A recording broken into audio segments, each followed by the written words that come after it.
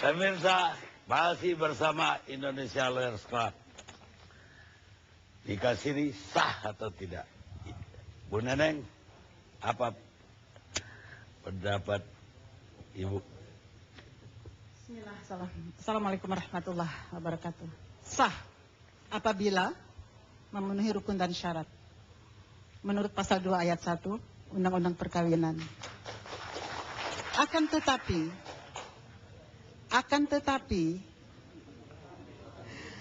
ada kewajiban bagi setiap warga negara Indonesia untuk mencatatkan perkawinannya. Kita kalau melihat dari pasal 3 ayat 1 Undang-Undang nomor 22 tahun 46 yang diundangkan pada tanggal 21 November 1946 Bangkat. Itu sudah ada ketentuannya bahwa barang siapa yang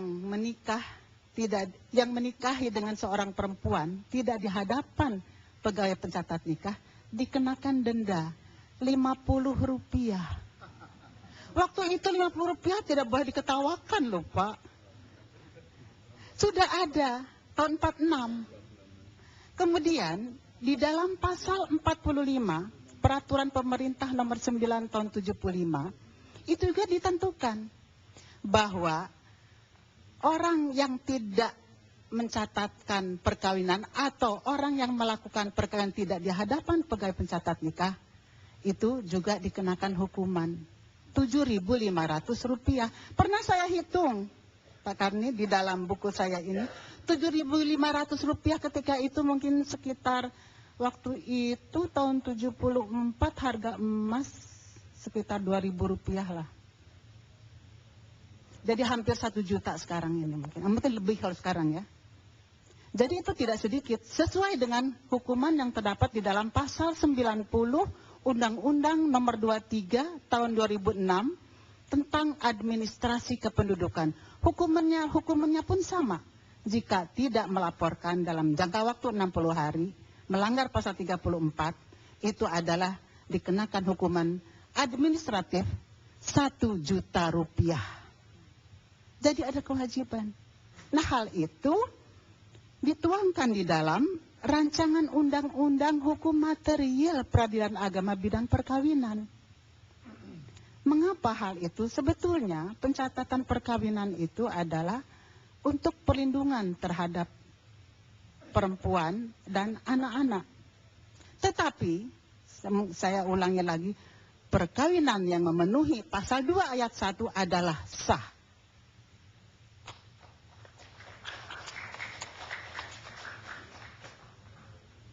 Lalu Pak Kami kok diam saja nggak nanya? Itu udah Ibu ucapkan tadi. Dan kemudian Ibu pakai tapi dalam ayat 2 begini gitu Ibu. Ya. Artinya kesimpulan Ibu dari keseluruhan sah atau tidak? Sah menurut pasal 2 ayat 1 adalah menurut agama. Jadi mungkin kita melihat dari rumusan pasal 2 ayat 1. Atau dari pasal 1-nya dulu lah. Perkawinan adalah ikatan lahir batin antara seorang pria dengan seorang wanita untuk membentuk rumah tangga atau keluarga yang bahagia dan kekal berdasarkan ketuhanan yang Maha Esa. Pasal 2 ayat 1-nya, perkawinan adalah sah apabila dilakukan menurut hukum masing-masing agamanya dan kepercayaannya itu. Sah. Sekarang ayat 2, Ibu Ayat masih 2-nya, akui nggak? Itu aja deh, supaya gampang. kalau diakui, saya akui. Pasal 2 ayat 2, tiap-tiap perkawinan dicatat. Dalam Jadi penjelasannya ada kata Ibu harus. dari 2 pasal itu apa? Kesimpulannya adalah, perkawinan menurut agama adalah sah, tetapi ada kewajiban bagi orang yang melakukan perkawinan untuk melakukan pendaftaran perkawinan. Kalau itu tidak dilakukan, apa Tetap itu? sah, dan tetap sah menurut agama, tetapi dalam hal ini, dia sebagai warga negara, ada kewajiban yang harus dilakukan. Jadi menurut negara sah atau tidak? Kalau dilihat dari pasal 6 kompilasi hukum Islam, istilahnya itu bukan sah dan tidak sah. Kalau perkawinan tidak dicatatkan adalah tidak mempunyai kekuatan hukum. Nah, tidak mempunyai kekuatan hukumnya ada solusinya. Solusinya diantaranya adalah bisa dilakukan isbat nikah. penetapan melalui pengadilan. Dan hal itu tadi pasal 7 ayat 3 di sini dalam Konferensi Hukum Islam sudah dikemukakan oleh Pak Imam Masjid Istiqlal. Memang ada batasan di dalam pasal 7 ayat 3. Tetapi Pak Karni, kalau untuk memberikan perlindungan terhadap perempuan dan anak, berikan keleluasaan untuk mengisbat nikahkan perkawinannya. Dan itu sudah ada di dalam pasal 6 rancangan undang-undang hukum material peradilan agama bidang perkawinan. Dalam ayat 4-nya, perkawinan yang tidak dilakukan di hadapan pegawai pencatat nikah dapat diisbatkan tapi dengan dikenai hukuman atau sanksi yang terdapat di dalam pasal 143. Sebelum diisbatkan sah. Bagaimana Pak Karni? Sebelum diisbat. Tetap sah menurut agama. Iya. Menurut negara pertanyaan saya. Menurut negara pertanyaan. Saya menggunakan istilah, saya tidak bisa mengatakan itu menurut negara. Saya menggunakan istilah dari Kompilasi Hukum Islam. Tidak mempunyai kekuatan hukum. Baik. Bukan mengatakan tidak sah. Ya, terima kasih Bu. Saya ke Ketua MUI. Pak Amidan.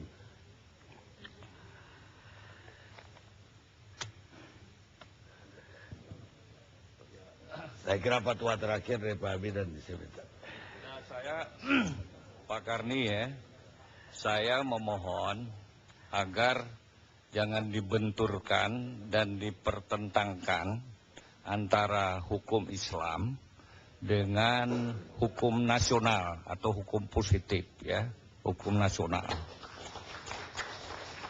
Nah, menurut hemat saya, seperti tadi saya dengar juga Pak Karni mengatakan bahwa Undang-Undang Nomor 1 Tahun 74 tentang perkawinan itu adalah kompromi antara ulama dan pihak tanda kutip sekuler waktu itu.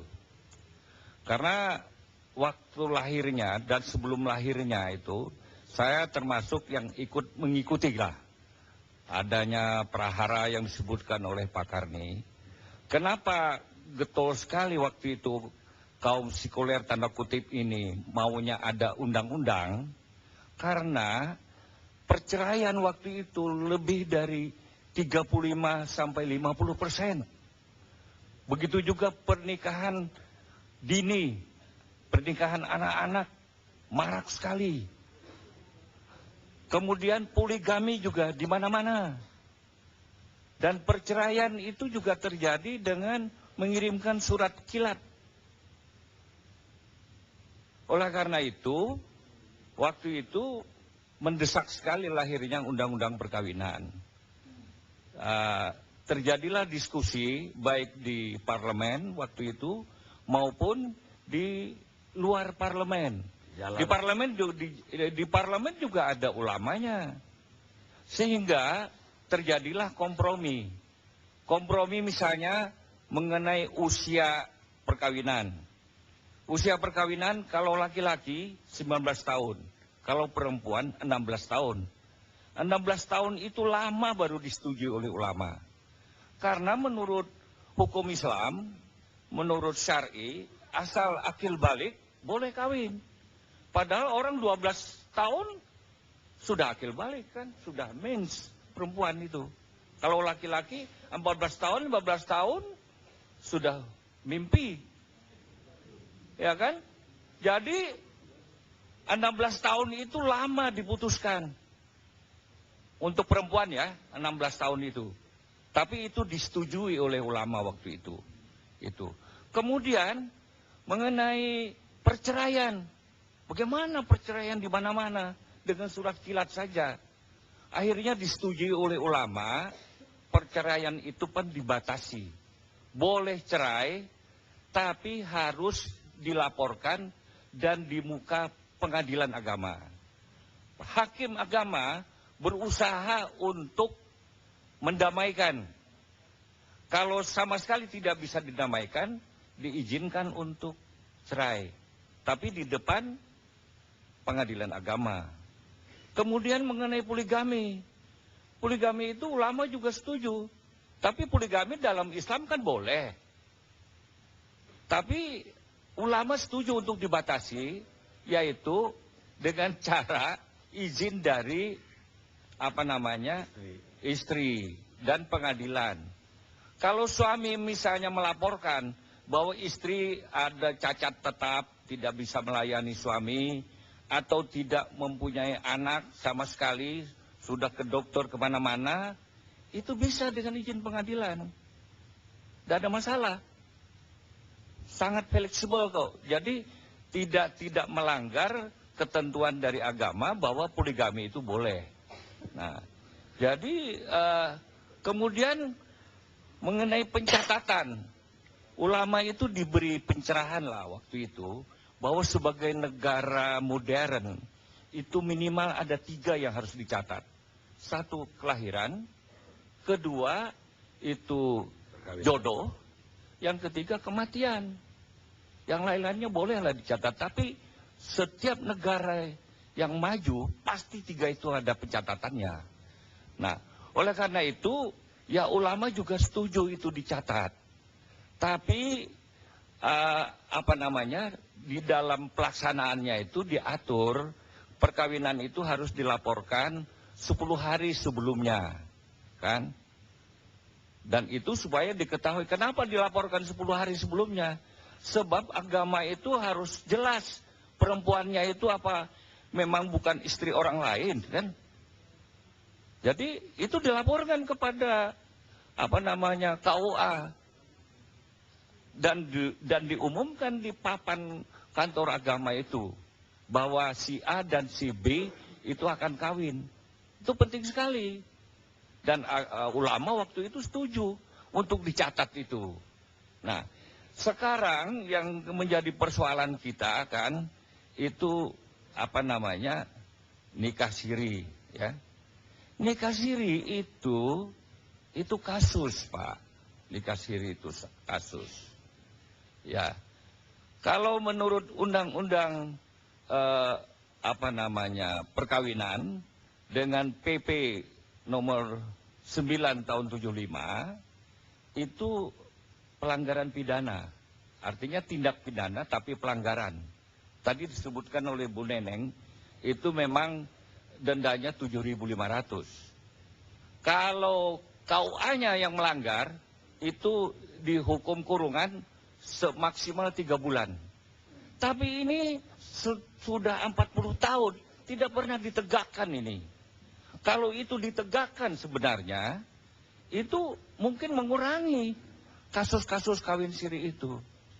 Nah, kalau kawin siri itu Pak Karni, itu di Ijtima Ulama se-Indonesia di Ponorogo Gontor pada tanggal 18 sampai 20 Mei tahun 2006 itu diputuskan ya bahwa nikah siri kita tidak menyebutnya nikah siri, nikah di bawah tangan karena kita menghargai undang-undang kan.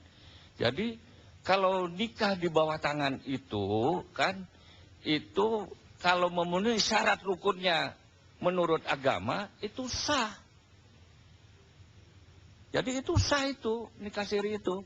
Tetapi kalau dia dengan nikah siri itu di beberapa pasal itu di beberapa keterangan ulama itu nikah siri itu dengan niat juga harus untuk membina rumah tangga yang baik gitu loh. Bukan 2-3 hari cerai gitulah kira-kira kan. Nah, jadi nikah siri itu kalau merugikan istri atau menelantarkan anak-anak dan itu hukumnya haram. Haram itu artinya berdosa.